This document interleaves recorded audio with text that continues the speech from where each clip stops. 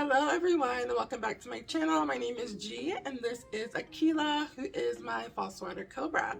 So today we're going to be talking about PetSmart. It's care guides, going over what they think about wellness, temperature, humidity, and ball pythons in general. I would have used a ball python for this, but Ka isn't shed, so it's not really that fun for Ka to be handled that long.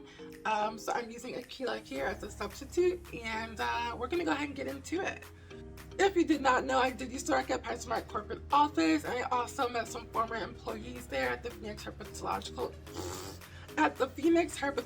Society, where I will go ahead and talk about some things that we all experience there, some things that we know about, and spilling a little bit of tea in the PetSmart corporate office in regards to reptiles.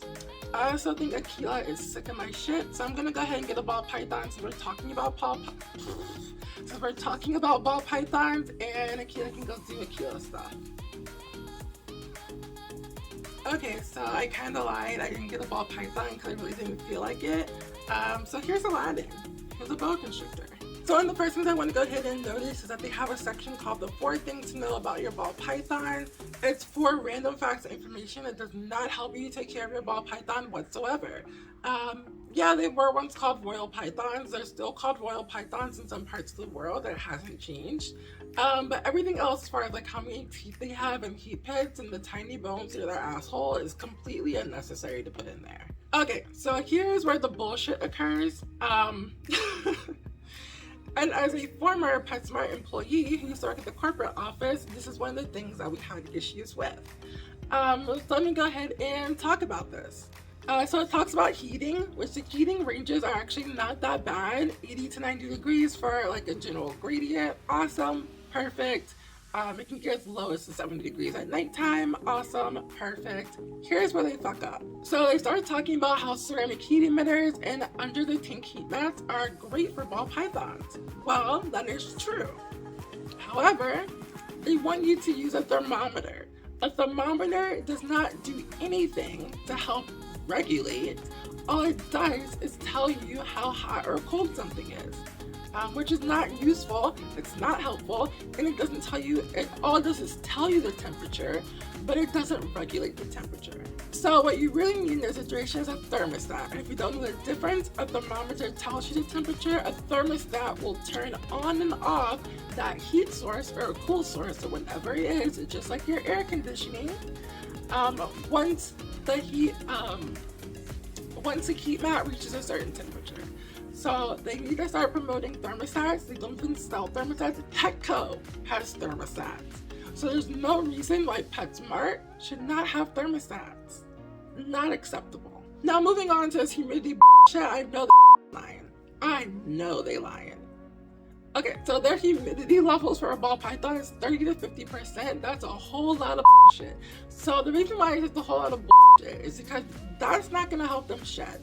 That's gonna end up in a respiratory infection. Promise. Bet. It is going to happen. And so I'm gonna talk about working at the corporate office in just a moment, but let me just talk about this. This is why so many people have terrible ball python enclosures, terrible ball python setups, and are just terrible with ball pythons because they get a lot of their ball pythons from PetSmart or Petco, and they read guides like this and think that this is acceptable. This is not acceptable. 50% you can probably get away with for like a generality. Like you could get away with it, not a good idea, but you could.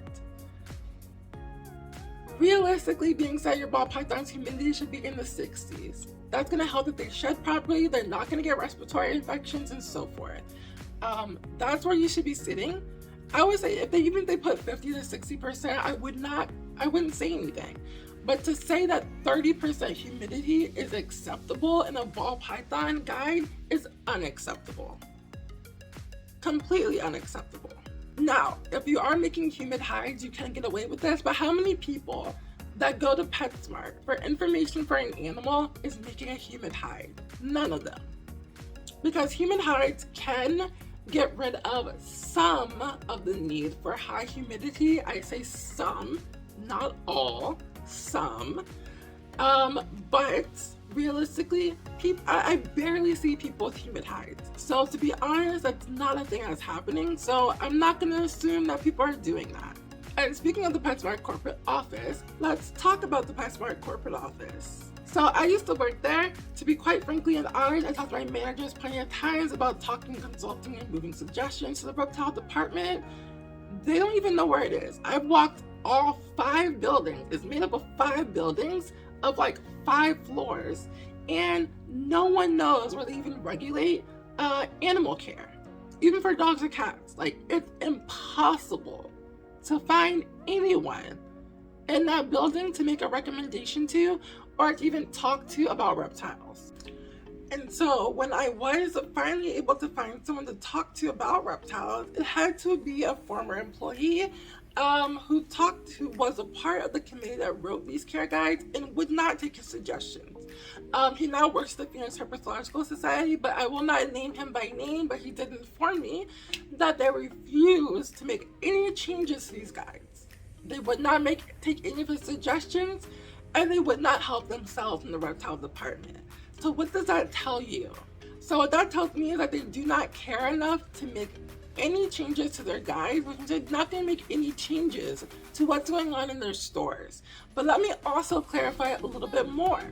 So what I'm about to say isn't necessarily factual, but it is something that I have noticed. So, different PetSmart have different levels of care. As we know, depending on who works there, some of them are better off than others. But let me tell you this. If you go to the PetSmart that's across the street from the PetSmart corporate office, the care there is a lot better, always more updated than any other PetSmart. The further away you get from the corporate office of PetSmart in Phoenix, Arizona, the worse the PetSmarts get. Hi guys, this is Editing G here, and I just need to cover my ass real quickly before PetSmart sues the shit out of me.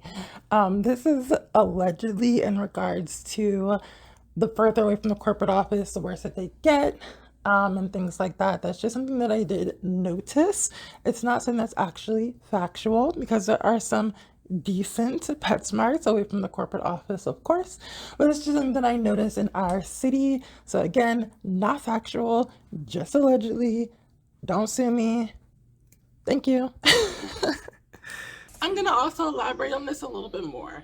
The PetSmart that is near the corporate office does get the first changes. So when they first started getting into doing bioactive things, which you may have seen in PetSmart recently, that PetSmart is always the first. It's always like an experimental process. It's like they get the first upgrades, and then they first start figuring out, does this work, does this not work, and so forth.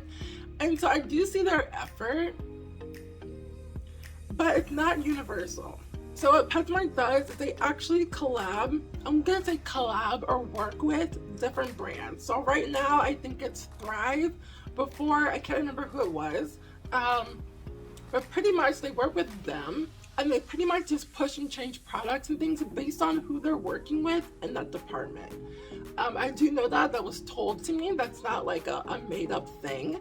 So when they do switch out for the companies that do endorse their enclosures, they endorse their products, they use their product in displays, and so you can see more.